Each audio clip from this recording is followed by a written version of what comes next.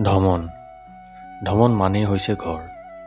এখনি পবিত্ৰ ঠাই, যিখনি ঠাইত ভগৱানৰ আছে আশীৰ্বাদ। ধমন য'ত মোৰ ঘৰ, য'ত আছে বহুতো সুমধুৰ কাহিনী।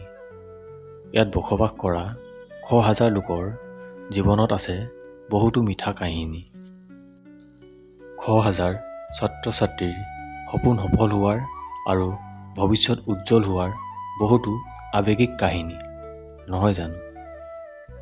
মই কোৱা নাই, গুগলত যদি চাৰ্চ কৰে ধমনৰ আচল মিনিং কি জানিবলৈ পাব যে ধমনৰ আচল অৰ্থ হৈছে সংস্কৃত ভাষাৰ মতে ৰে, লাইট, গ্ল'ৰি, স্প্লেণ্ডাৰ, ষ্ট্ৰেংথ বা পাৱাৰ। ৰে মানে হৈছে ৰশ্মি, লাইট মানে হৈছে পোহৰ, গ্ল'ৰি মানে হৈছে গৌৰৱ, স্প্লেণ্ডাৰ মানে হৈছে জাকত জিলিকা, ষ্ট্ৰেংথ মানে হৈছে শক্তি। হয়, যোনখনি ঠাইৰ নামতেই আছে ৰশ্মি, পোহৰ, গৌৰৱ, জাকত জিলিকা, শক্তি, সেইখনি ঠাইৰ বাসিন্দা মই। সেইকাৰণে যেতিয়া আমাক কোনোবাই সোধে ঘৰ ক'ত বা তুমি ক'ৰ হৈছা বুলি, মই গৌৰৱেৰে কওঁ মই ধমনৰ বুলি।